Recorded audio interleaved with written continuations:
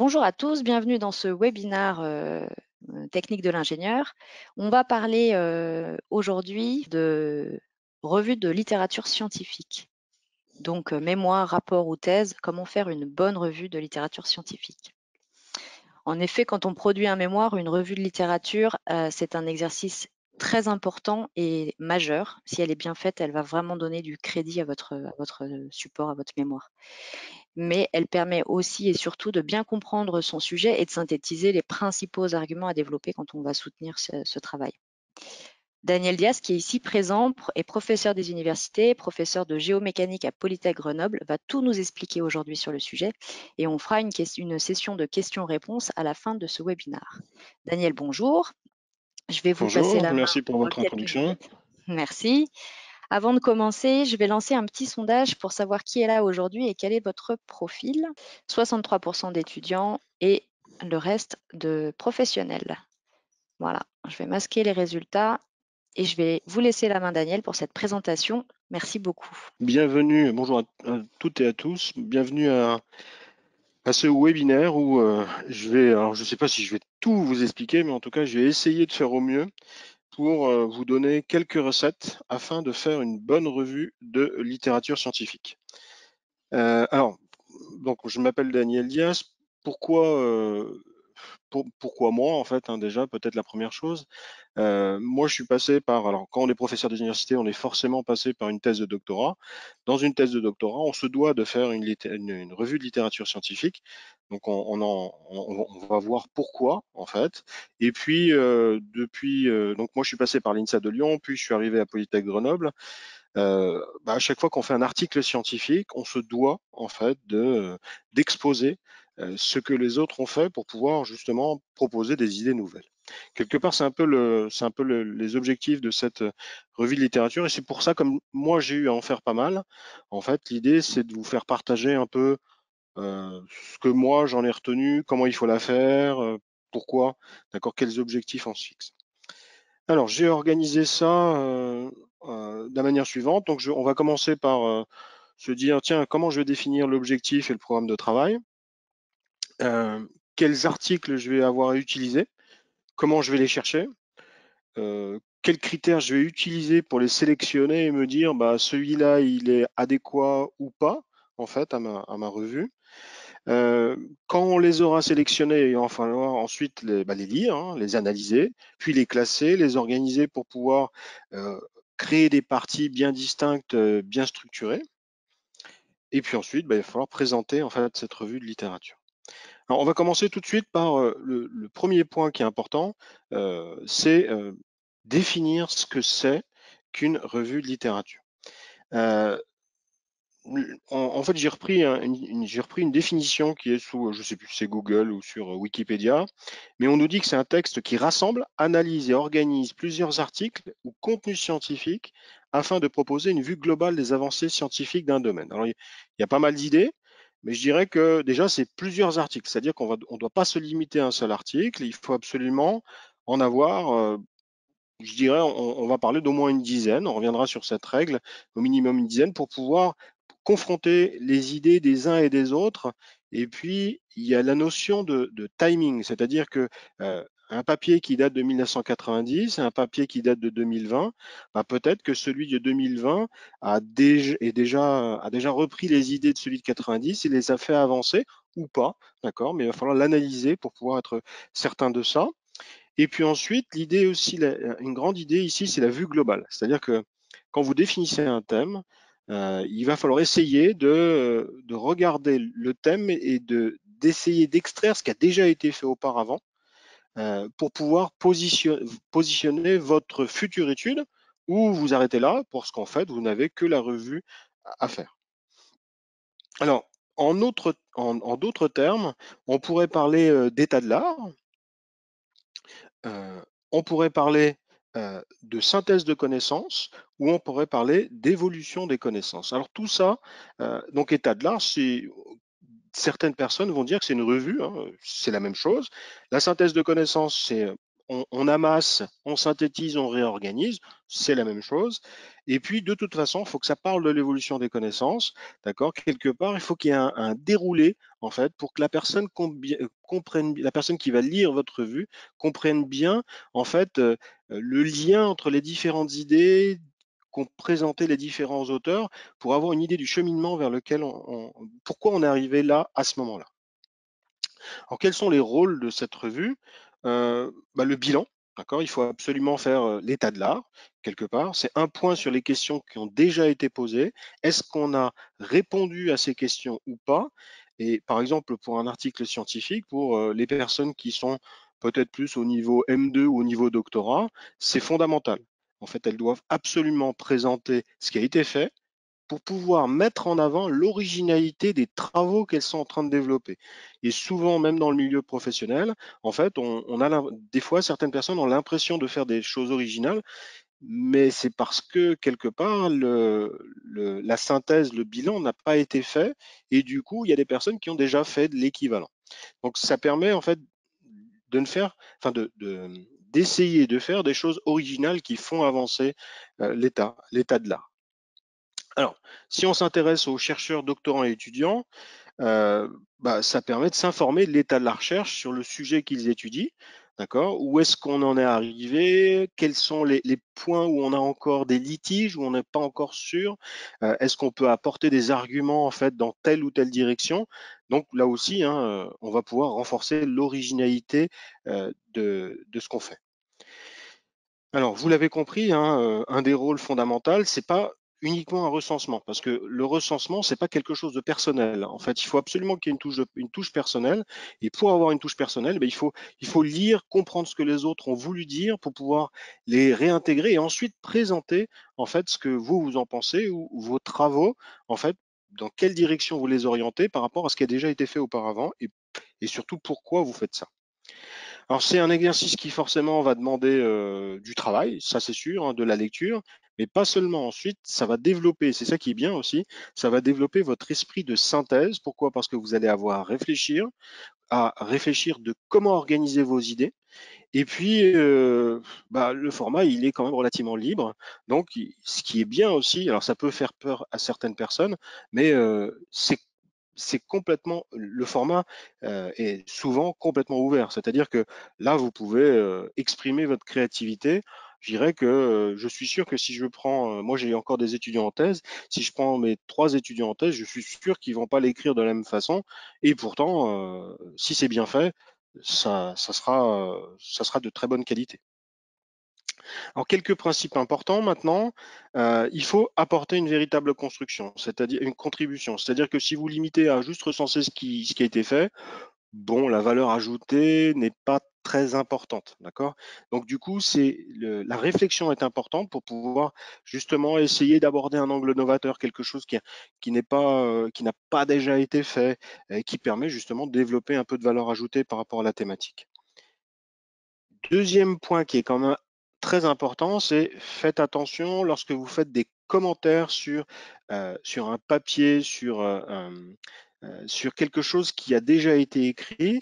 euh, L'auteur va probablement le lire, hein. Si l'auteur est dans le milieu scientifique, lui aussi il va être intéressé parce que lui, il va développer en fait une recherche, mais il va être intéressé par quelqu'un qui potentiellement va lui ouvrir de nouveaux horizons. Donc il va se tenir au courant.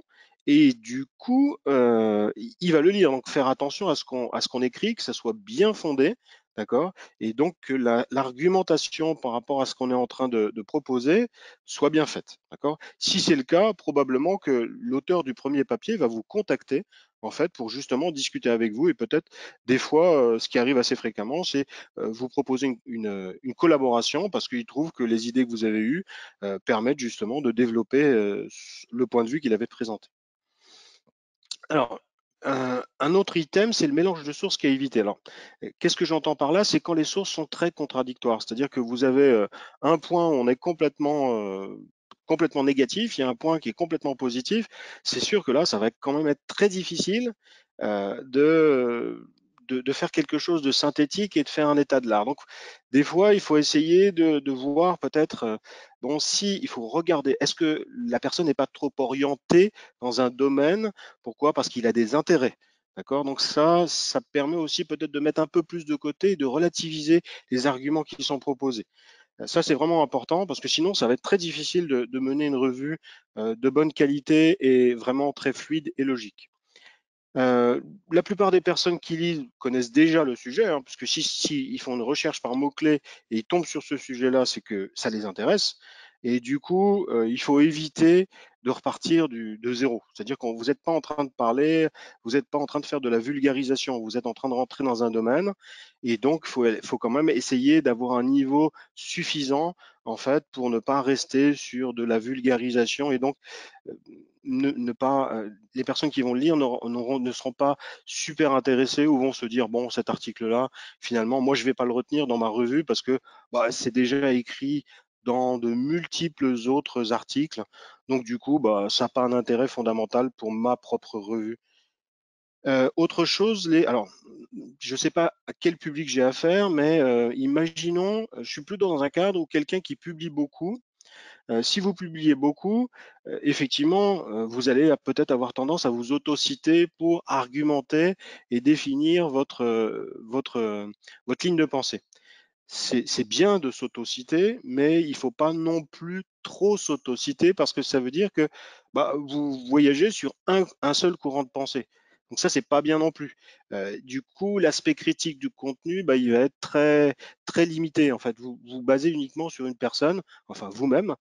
Donc vous flattez votre ego, ça c'est sûr, mais je pense qu'il faut être ouvert à tous les points de vue, d'accord? Essayez ensuite bah, quand c'est très très critique, d'un peu les écrémer, et puis pour pouvoir faire quelque chose de vraiment qualitatif et de critique. Alors, quelle est la forme que peut prendre cette revue? Alors, il y a deux grandes catégories, soit un article entier, c'est-à-dire que tout le papier ou tout le document que vous allez écrire, c'est un état de la recherche. Donc là, ça veut dire que c'est quelque chose de relativement conséquent. Alors, euh, donc, par exemple, un article entier, ben, il peut faire 50, 100 pages, ça dépend du domaine. Et puis, ça peut être une partie de l'article de recherche. Alors, dans ce cas-là, on pourrait aussi parler d'une partie ou d'un chapitre de thèse de doctorat où vous avez un bout qui resitue et qui permet de contextualiser la recherche qui a été faite. C'est-à-dire qu'on présente la problématique, qu'est-ce que les personnes ont fait pour pouvoir positionner, comme je vous ai dit au début, en fait, l'originalité de ce que vous allez faire. Donc, c'est vraiment les deux grandes catégories qui existent. La taille, je dirais que là, c'est vraiment très variable, hein. Dans une thèse, par exemple, il y a des chapitres qui peuvent faire 100, 120 pages, comme il y a des chapitres qui peuvent faire 40 pages. Moi, j'ai tendance à dire que dès qu'on dépasse 50 pages, on commence à avoir un peu plus de difficulté à focaliser son attention sur où est-ce que veut aller la personne. Donc peut-être qu'entre 50 et 100 pages, c'est le bon, la bonne taille. Généralement, et puis ça dépend du niveau. Là, je suis plutôt en train de parler au niveau M2, au niveau doctorat. Sur des niveaux inférieurs, je pense qu'une trentaine de pages, c'est largement suffisant pour pouvoir s'exprimer, être critique et définir des objectifs. Donc du coup, forcément, en fonction de cette taille, je dirais qu'entre ces 30 et cette centaine de pages, bah, je vais avoir un contenu plus ou moins synthétisé. 100 pages, je vais pouvoir développer, redéfinir les hypothèses que les gens avaient utilisées pour pouvoir ensuite dire que bah, peut-être que ces hypothèses-là, elles sont pas forcément, c'était pas forcément les meilleures ou pas forcément adaptées au contexte et ainsi de suite. Donc vraiment, c'est très très variable et souvent c'est quand même soit c'est un exercice qui est imposé. Donc là, vous avez une taille définie. Soit c'est pas imposé, je dirais qu'il faut rester dans la gamme 50 à 100 pages. Si ça dépasse, je dirais qu'il vaut mieux faire une deuxième partie avec une intro, une conclusion pour ne pas trop perdre en fait le lecteur. Alors, où est-ce qu'on va positionner cette revue? Alors, plusieurs, deux possibilités encore. Soit c'est une des parties de l'article de recherche. Et alors là, je dirais que bah, on est obligé de la mettre au début, hein. Pourquoi? Parce qu'un article de recherche, il y a une introduction qui positionne le problème. Donc ça permet de représenter l'évolution, les dernières avancées, les doutes qui persistent, et puis ensuite, après les doutes, bah, de présenter notre étude qui va tenter de répondre à certains doutes qui subsistent. La deuxième possibilité, c'est l'inclure de manière fractionnée. Alors, ça veut dire que bah, vous avez un bout de revue, puis un développement, et ensuite un autre bout de revue, un bout de développement. Alors, si je reviens moi à mon domaine de recherche, sur les thèses de doctorat, les deux sont possibles. C'est-à-dire qu'on peut avoir un chapitre complet où je commence par ce premier chapitre où j'introduis le sujet, et puis ensuite bah, je développe ce que moi j'ai fait. Ou alors, à chaque début de chapitre, j'ai une petite revue, puis ce qui a été fait. Tout est possible, c'est vraiment une question de préférence de la personne qui va écrire. Alors le contenu, l'idée c'est que cette revue doit mettre en relation et commenter plusieurs contenus scientifiques. Donc quand je dis plusieurs, c'est au moins une dizaine. Euh, Il y a la notion de qualité aussi que je n'ai pas trop développée, mais qui est importante. C'est-à-dire que quand vous êtes dans un journal de revue, donc un périodique notamment sur les sciences, par exemple chez Elsevier, c'est quelque chose qui a été reviewé par au moins trois personnes qui sont des personnes sont souvent des professeurs, qui sont réputés dans le domaine. Donc ça veut dire que eux, ils vont faire attention et ils ne vont pas laisser passer n'importe quoi. Ensuite, vous avez des revues qui sont de très bonne qualité, ce qu'on appelle les Q1, celles qui sont dans le premier quartile. C'est-à-dire que ces revues, imaginons qu'on ait 100 revues dans un domaine, on va les diviser en 4, et donc le Q1, c'est les meilleures. Donc celle-là, c'est celle où vraiment la qualité va être au top. Et puis ensuite, je dis, c'est pas que la qualité descende, mais c'est quand même plus facile de rentrer des articles dedans. Ensuite, il y a une deuxième gamme, c'est les conférences. Alors les conférences, souvent, il faut que vous vous rendiez compte que quand on soumet un papier dans une conférence, bah, il y a une petite révision à l'entrée, mais c'est un peu biaisé parce que le congrès, lui, il a besoin de participants. Donc, il a besoin de gens qui vont s'inscrire. Et l'inscription, c'est quand même de l'ordre de 700 euros. Donc, en fait, la qualité diminue parce que l'idée d'un congrès, c'est aussi de pouvoir discuter, se rencontrer, faire des collaborations. Donc du coup, c'est quand même deux choses différentes. Alors moi, j'aurais tendance à privilégier bah, ces articles de revue, bien sûr les livres, d'accord. Les livres qui sont publiés, bah, ils sont souvent édités, révisés, donc c'est quelque chose de très bonne qualité. Donc faire attention à ça, d'accord. Déjà dans le contenu.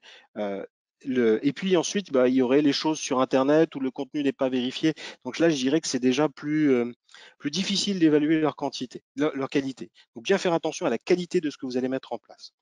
Alors, dans le contenu de cette revue, on doit faire un bilan qui généralement doit contenir une introduction et une conclusion, une explication du sujet rapide avec les concepts principaux. Euh, pour que ce soit agréable à lire, on peut faire des tableaux, des figures, des schémas.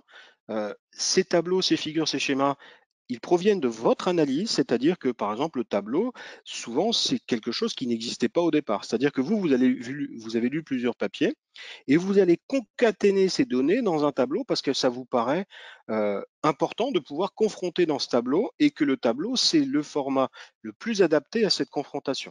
Donc ça, c'est fondamental. Même chose pour les figures. J'ai trois personnes qui disent, qui donnent les résultats sur le même exemple, ben, on peut les comparer facilement avec une figure.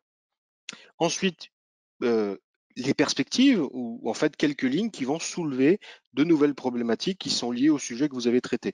Donc vous avez présenté votre travail et puis bah, finalement vous continuez à vous interroger, d'accord? Bah, ça montre qu'il y a encore de la réflexion et que potentiellement il y a des pistes à développer. Ne pas oublier, euh, dans une revue, il faut de littérature, il faut absolument référencer tous les éléments utilisés. Ça veut dire que tous les papiers que vous avez lus et que vous avez commentés dans votre revue doivent être cités. L'idée, c'est que si moi je prends votre revue, il faut que je sois capable de retrouver tous les papiers que vous avez utilisés pour pouvoir vérifier votre manière de penser et que vos arguments sont corrects et cohérents. Même chose pour les tableaux. Si c'est le tableau que vous avez créé, ce n'est pas la peine de référencer, bah, puisque c'est vous qui l'avez créé. Mais si jamais vous copiez un tableau qui provient en fait d'une référence, là, il faut mettre l'auteur avec la date au bas du tableau ou dans la légende du tableau. Idem pour les figures et les schémas. Ça, c'est de l'éthique, c'est-à-dire que je ne vais pas pomper et dépouiller quelqu'un parce que lui, il a produit des résultats, on le respecte. Donc, si c'est lui qui l'a produit, je prends, j'ai le droit de prendre. Par contre, en fait, j'indique bien d'où vient cette source. Alors, un point important sur lequel je ne vais pas passer très longtemps, c'est le plagiat. Pensez bien qu'une des règles pour pouvoir obtenir un diplôme, c'est que vous devez faire un mémoire, un rapport de stage ou une thèse sans plagiat. Et ça, c'est vraiment une obligation en fait des universités, des écoles d'ingénieurs. Donc ça veut dire il faut éviter le copier-coller. Alors ça ne veut pas dire que la personne va le faire par méchanceté ou par oubli. C'est souvent, bah, on se dit, ah, je ne sais pas comment le rédiger, ah, c'est tellement bien rédigé. Et ben en fait, je vais prendre sans faire attention, je vais prendre. Alors, quelles sont les règles en fait du plagiat? Généralement, on parle de 10%. Alors, il y a des logiciels, hein, par exemple, à l'Université Grenoble-Alpes, on a le logiciel qui s'appelle Compilatio. Donc, Compilatio, bah, en fait, moi, bêtement, si un étudiant me rend une revue, j'attrape le document, je le mets dans le logiciel Compilatio, je le fais examiner. Ensuite, il y a un retour. Si plus de 10% du texte, si le logiciel, donc le logiciel, il a une foule de bases de données, donc il va comparer en fait le texte qui est dans la revue de littérature qu'on m'a fournie à toutes ces références. Et si j'ai plus de 10% de copies, bah, il va me mettre une petite couleur. Avant 10%, il va me mettre en vert. Ça veut dire que ça peut être des mégardes, c'est des titres qui sont identiques. Bon, c'est pas très grave. Au-delà de 10%, on passe à la couleur orange. Et dès qu'on a 20%, 20%, ça fait déjà vraiment beaucoup. Donc faites attention à ça. Normalement, vos textes peuvent passer par ce type de logiciel et effectivement, vous pouvez finalement vous retrouver à avoir à refaire l'étude ou finalement sans diplôme parce que vous avez fait par mégarde en fait du copier-coller. Alors maintenant, je vais aller dans un truc qui est assez linéaire, c'est les étapes principales en fait de cette revue. Donc l'étape 1, ça va être la recherche des informations. L'étape 2, ça va être l'analyse des sources. L'étape 3, l'organisation des informations et la rédaction. Première étape, donc la recherche des informations. Alors, plusieurs possibilités. Soit le sujet est prédéfini, c'est-à-dire que vous avez un prof qui vous dit, voilà, je veux que tu me fasses une revue de littérature sur tel sujet. Bon, là, je dirais que bah, c'est fixé, hein, vous n'avez pas vraiment le choix. Ou alors, le choix est à définir. Alors, dans ce cas-là, euh, il y a quelques, c'est vrai que dans ce cas-là, le choix il devient plus difficile. Donc, quelques règles. Choisissez quelque chose qui vous intéresse ou qui ne vous est pas totalement inconnu ou vous aviez en tête. C'est-à-dire que vous vous êtes dit, ah, j'ai quand même, dans ce domaine-là, je sais que bah, je ne suis pas très compétent et profitez justement de cet exercice-là pour développer vos connaissances en fait dans ce domaine-là. Ça va vous, en fait, si le fait que vous soyez motivé en interne, ça va faire que forcément cette revue de littérature, eh ben, elle sera de meilleure qualité parce que vous aurez envie d'y réfléchir, vous aurez envie d'y mettre de l'énergie. Deuxième petit point, c'est penser au lectorat. Penser au lectorat. Bah, qui va s'intéresser au même sujet? Est-ce que, le type de lectorat que vous désirez, quel est le type de lectorat que vous désirez pour votre future revue de littérature? Fixez-vous des objectifs. Qui vous voulez viser en fait? Qu'est-ce que ces personnes auront envie d'apprendre? Dans quelle direction vous allez vous diriger? Alors, vraiment un conseil, et ça c'est fondamental, ne soyez pas trop perfectionniste. Alors, qu'est-ce que j'entends par là? Si vous voulez absolument tout connaître sur un sujet, vous allez y passer des années et des années. Actuellement, par exemple, sur mon domaine, si je veux, je peux avoir 2 000 à 3 000 références en fait autour d'un domaine sur lequel j'ai fait des recherches. Donc, il va falloir se limiter. D'accord? C'est important. Si vous êtes trop perfectionniste, bah, moi je dirais que jamais vous arriverez à rédiger cette revue. Elle va être beaucoup trop exhaustive en termes de. Il faut que vous fassiez en fonction de ce qu'on vous demande. C'est-à-dire 30 pages, bah, on va pas lire 100 documents pour faire 30 pages. Il faut être raisonnable, d'accord? 30 pages, au maximum une trentaine de références, ça me semble déjà beaucoup et ça va vous permettre d'avoir une bonne idée. Si vous choisissez les articles et les livres de bonne qualité, ça va vous donner une bonne idée de l'évolution des connaissances dans le domaine. Alors, comment démarrer ces recherches? Alors, dès que vous avez choisi le sujet, bah ensuite, bah, il va falloir parcourir de nombreux contenus afin de cerner et de préparer la future sélection des articles que vous allez retenir. Ça, c'est une étape longue et ardue, pourtant, c'est essentiel. D'accord? Il va falloir, c'est-à-dire que c'est pas sur le premier document que vous allez trouver que peut-être vous allez vous fixer. C'est-à-dire qu'il vaut mieux, vous prenez un premier document, vous le lisez, un deuxième, un troisième. Dès que vous voyez des choses qui reviennent, ah, ça commence déjà, vous avez déjà un éclairage sur qu'est-ce qu'il faut mettre en place. Et puis ensuite, c'est un peu vous qui allez diriger en fonction des objectifs que vous voulez. Alors, pour, euh, pour, pour tout ça, il y a quelques logiciels qui existent, hein. Il y a le logiciel Zotero, Mendeley ou Papers. Alors, Zotero, Papers, je ne connais pas bien, mais Mendeley, il est gratuit. Donc, vous pouvez l'installer sur votre ordinateur et ça va vous permettre d'avoir des fiches. Alors, Mendeley, par exemple, hein, si vous avez l'article, vous tirez l'article, vous le mettez dans Mendeley, tac, il vous fait une fiche avec les auteurs, le titre, la date, et vous pouvez ensuite taper votre petit résumé sur l'article que vous venez de lire.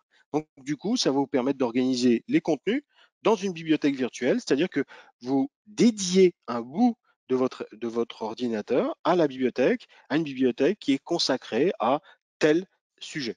Donc ça, c'est intéressant. Alors l'autre étape qui est intéressante, c'est que par exemple, les trois le font.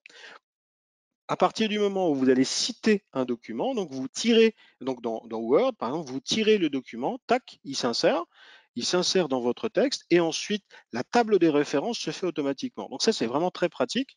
Et puis le format de la table des références, vous allez pouvoir le modifier comme vous voulez. En moins de 3 secondes, en fait, le format est fait.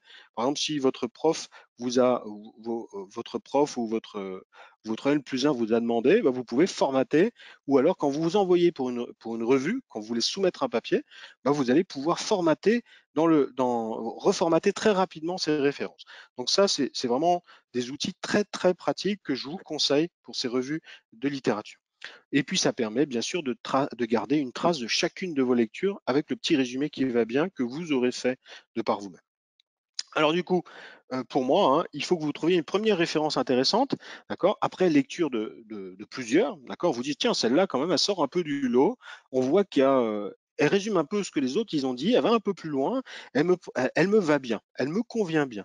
Et ensuite, à partir de là, par exemple, cette référence, à la fin, elle aura une table des références. Donc là, vous pouvez aussi parcourir les références qui sont associées à cette première référence, aller chercher pour savoir comment la personne à argumenter ses propos. Donc ça, c'est assez facile. Et puis ensuite, vous avez la possibilité ensuite de faire des recherches avec l'auteur de votre première référence et des recherches avec les mots-clés que vous aurez trouvés sur votre première référence. Alors pour les sciences, notamment la géomécanique, hein, dans lesquelles moi je travaille, on utilise souvent, alors moi je me suis créé un compte Google et vous pouvez aller sur le site scholar.google.fr, vous tapez vos mots-clés, et vous allez avoir une tonne de documents qui vont arriver. Plus vous avez des mots-clés précis et plus vous êtes focalisé. Et les premières références, les 10 premières, généralement, vous ne pouvez pas vous tromper. Elles sont bien dans le sujet dans lequel vous voulez travailler. Ensuite, il y a un autre site qui est, alors peut-être même, je dirais, un peu de meilleure qualité, c'est Scopus. Scopus, il va recenser quasiment que les journaux, les périodiques, donc quelque chose de meilleure qualité. Dans Scholar, vous trouvez des congrès et des articles de revue. Scopus, c'est vraiment la gamme du dessus. Et l'avantage de Scopus, vous allez pouvoir travailler par auteur, par sujet. Alors, effectivement, le défaut de Scopus, c'est que vous avez le droit qu'aux 20 premières références. Les suivantes, il faut avoir soit le compte de l'université, soit avoir un compte associé qui est payant. Par contre, les 20 premières sont gratuites, donc ça peut déjà vous aider. Et puis, dès que vous en avez 20, vous avez de nouveaux auteurs. Vous pouvez resélectionner un auteur, voir les 20 premières références de l'auteur. Bref, c'est un outil inestimable. Ensuite, il y a ResearchGate. Alors, ResearchGate, c'est un site qui a été créé pour les chercheurs, c'est-à-dire que les personnes se font une page et puis elles vont taper des mots-clés. Et puis, en fonction de l'arrivée des nouveaux articles, vous allez voir en fait sur votre page ce qu'ont publié les autres. Donc ça permet de rester up to date. C'est pareil pour Scholar, hein, le côté up to date, il est là. Scopus, c'est pas le cas du tout. Il va falloir que vous y alliez à chaque fois. Et puis en ResearchGate, les gens publient en fait et mettent en ligne ce qu'ils ont fait. Donc ça c'est pratique aussi, vous pouvez leur demander directement. Alors moi généralement les gens répondent, s'ils répondent pas, je vais directement sur leur mail et je leur demande en fait l'article qui me va bien, dont j'ai besoin pour pouvoir faire ma propre revue. Alors, pour la sélection des sources, je dirais minimum 10 sources. Le maximum est fonction du sujet. Je dirais que une thèse, ça peut être 300, 400 sources. D'accord? Ça dépend de la thèse, ça dépend de la portée. Une thèse pluridisciplinaire, rapidement, on va arriver à 250, 300 sources. Mais une petite revue d'une trentaine de pages, je dirais que 10 sources, c'est quand même le minimum. Alors pour les sélectionner, bah, il faut se poser quelques questions. Est-ce qu'il y a un problème bien défini parmi chaque référent? Est-ce que vraiment ce point-là traite d'un problème qui m'intéresse? Est-ce que chaque élément sélectionné appelle-t-il à une analyse? D'accord? Est-ce que bah, je peux en tirer quelque chose ou pas? Y a-t-il des éléments récents et anciens qui permettront de donner une perspective aux analyses? Bah, ça me permet aussi de donner cet élément chronographique dont je vous parlais au départ pour avoir une idée de l'évolution de la pensée. C'est toujours très agréable de voir quelque chose qui se déroule dans le temps et de voir comment les idées ont progressé. Alors, la deuxième étape, c'est, bon, maintenant j'ai à peu près fixé mes sources, maintenant je dois les analyser. Je dois les analyser, donc les sources sont fixées, elles sont bien dans le domaine où je veux travailler. Alors, je dois lire chaque élément sélectionné, la noter. Donc, alors, après, il y en a plein qui. Alors, il y a plusieurs méthodes, hein. Il y a la méthode ancienne où les gens aiment imprimer et puis ils annotent, d'accord? Ou alors ceux qui préfèrent travailler sur la version PDF, ils annotent à côté. Ou alors ceux qui reportent tout de suite leurs annotations, par exemple dans le logiciel type Mendeley avec la petite fiche. Alors ça va permettre de mener de manière organisée euh, regrouper les notes dans un même fichier, d'accord? C'est pour ça que Mendeley est intéressant pour ça. Et puis noter chaque idée intéressante pour pas l'oublier. Donc c'est pas forcément un résumé, hein, ça peut être juste une ligne qui dit ah cette idée-là, il faut absolument que je la présente parce que moi je l'aime bien, elle va bien dans mon courant de pensée et elle va me servir à argumenter ensuite ce que moi je vais vouloir dire. Alors pour la prise de notes, il y a aussi des logiciels comme Kika et qui possèdent des gestionnaires des citations, des fonctions de brainstorming, des cartes mentales. Bon, là, c'est plus large que les autres logiciels que je vous ai donnés. Je vous invite à aller voir, d'accord, par curiosité, si ça peut vous rendre service ou pas. Mais je dirais que celui-là, c'est déjà plus secondaire que des choses comme Mendeley ou Papers. Ensuite, il faut trier les sources. Alors, trier les sources, c'est pour ma part, hein, ça serait les organiser par paquet. Donc j'ai mis mes petites notes, je sais ce que je traite, et puis à partir du moment où j'en ai 3, 4 qui sont dans le même thème, hop, je vais mettre un paquet, et puis je vais mettre un titre à ce paquet, et puis ensuite ça va me permettre de faire mon plan de revue de littérature. Et puis en fonction de l'organisation que moi j'ai choisie, et comme je vous l'ai dit là, l'organisation elle est complètement libre, bah, je vais avoir deux sortes. Soit c'est complètement exhaustif, donc je développe chacun des ouvrages. Donc ça conduit à des éléments qui peuvent ne pas être très synthétiques. Ou alors je fais une mini-revue. Donc j'ai moins d'espace pour pouvoir développer ma revue de littérature, mais c'est plus synthétique et le raisonnement est plus direct. C'est un choix, d'accord? Les deux se tiennent. Ça peut être très agréable d'avoir de l'exhaustif, surtout si finalement bah, c'est votre première expérience. Donc effectivement, c'est très agréable d'avoir tous les détails, comment la personne s'est positionnée, quelles sont les hypothèses. Et puis, bah, au bout d'un moment, on va plutôt avoir envie d'avoir des choses plus synthétiques. Donc, je vais trier en fonction de la problématique traitée, en fonction des limites que moi je me serais fixé. Et puis, je vais aussi trier en fonction des points communs que je vais définir, qui vont me permettre de faire des liens et des groupes, comme je vous l'ai dit tout à l'heure, mon regroupement par paquet. Ensuite, je vais passer à la phase de l'analyse et de la critique. Donc, je dois analyser et je dois critiquer chacune des références et je dois mettre en exergue les défauts et les qualités des études qui doivent être commentées. Je vous ai mis quelques questions qu'il est bon de se poser justement pour faire cette partie d'analyse. Quels sont les points forts et les éléments qui ont fait avancer la recherche? Est-ce qu'il y a des limites? Est-ce qu'il y a des contradictions dans ces références? Est-ce que c'est pas clair? Ça veut dire que bah, il y a des gens qui se positionnent sur une idée, les autres sur l'autre, mais ça reste assez flou. Donc ça, c'est intéressant aussi, hein. On peut apprendre des choses comme ça. Ça veut dire que le courant de pensée n'est pas complètement fixé. Est-ce qu'il y a des éléments qui sont jamais ou très peu mentionnés dans l'ensemble des sources? Alors ça, souvent, c'est très bien parce que ça vous permet de positionner et de montrer clairement que ce que vous faites, c'est très original. D'accord? Donc moi, j'ai tendance effectivement à plutôt aller sur cette partie-là. Dès que je vois qu'il n'y a pas d'éléments ou très très peu, donc là, ça vaut le coup de développer et puis de faire une percée. Est-ce qu'il y a des points de débat? Là, ça c'est intéressant aussi, hein, parce que vous allez pouvoir vous exprimer, d'accord, donner votre avis par rapport à ce qui a déjà été posé avant. Et puis, est-ce qu'il y a des points de recherche émergentes? Ça veut dire, est-ce qu'il y a des perspectives fortes, d'accord, qui vous motivent, qui vous motivent, qui vraiment vous permettraient en fait de vous développer vous quelque part. Alors, ensuite, j'ai l'organisation des informations et des recherches. Euh, euh, oh oui, excusez-moi.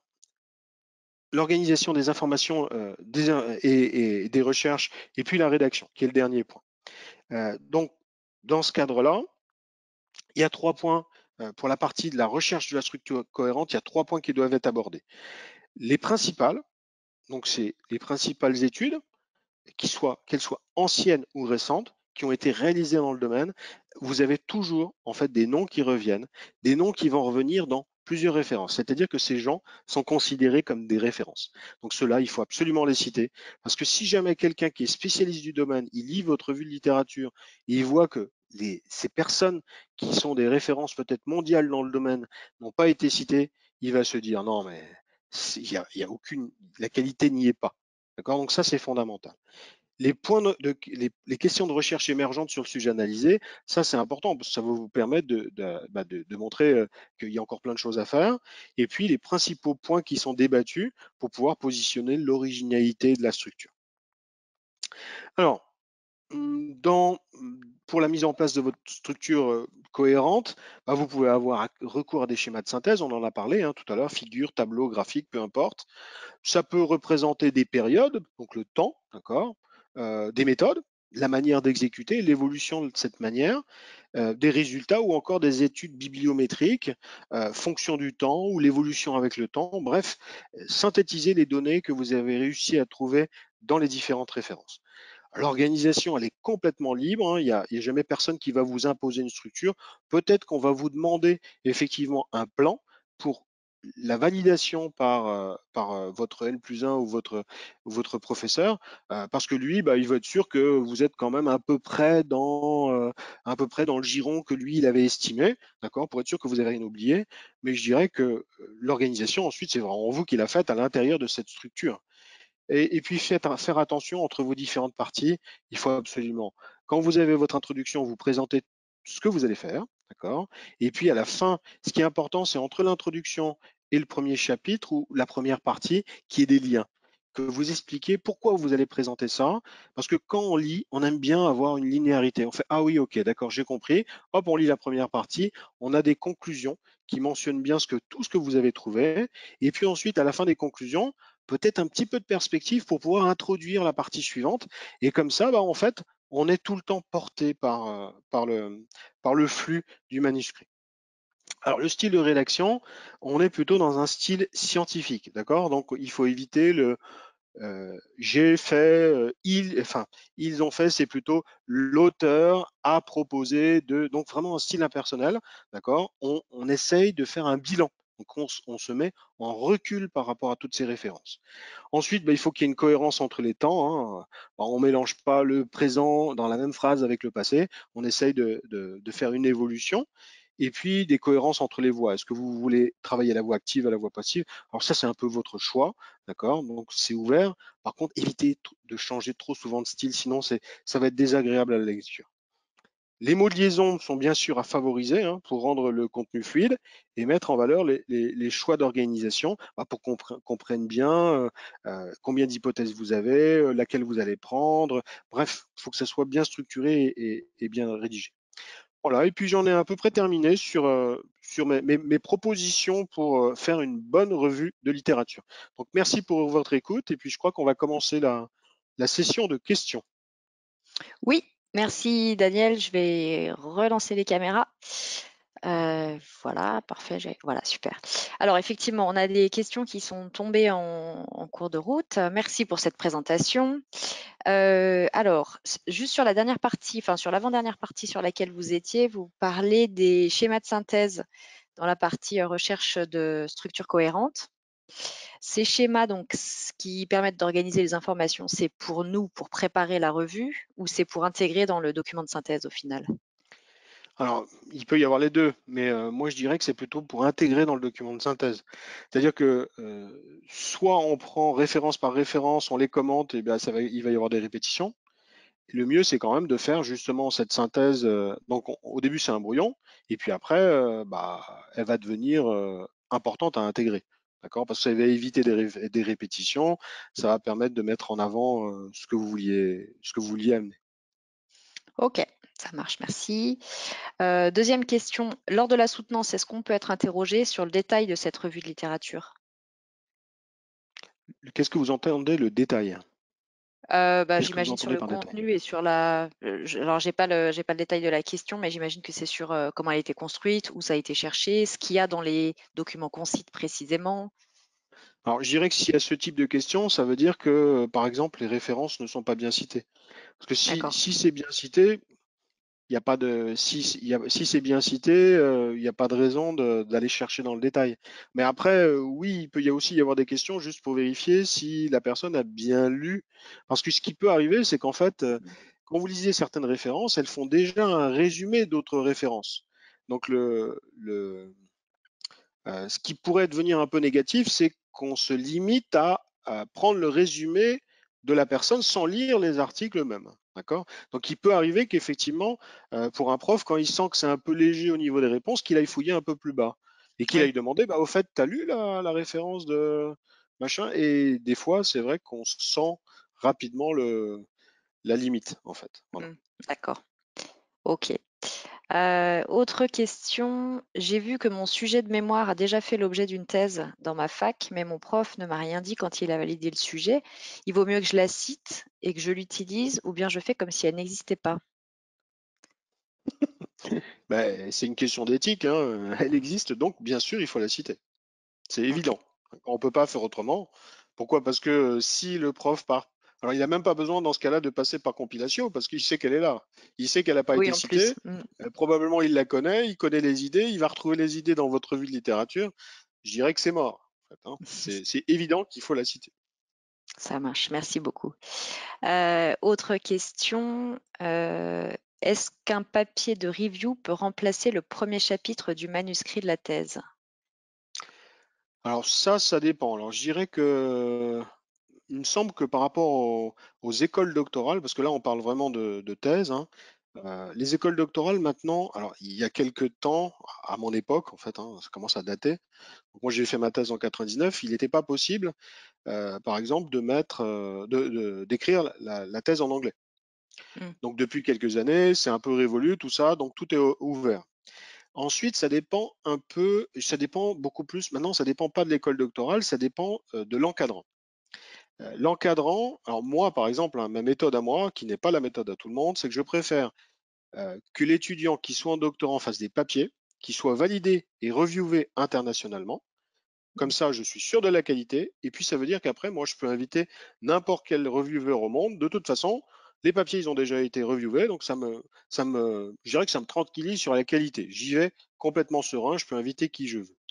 Euh, du coup, mais moi, j'ai quand même tendance à dire, le problème, c'est quand vous insérez un papier directement, bah, vous avez une introduction avec la revue, le travail et puis la conclusion.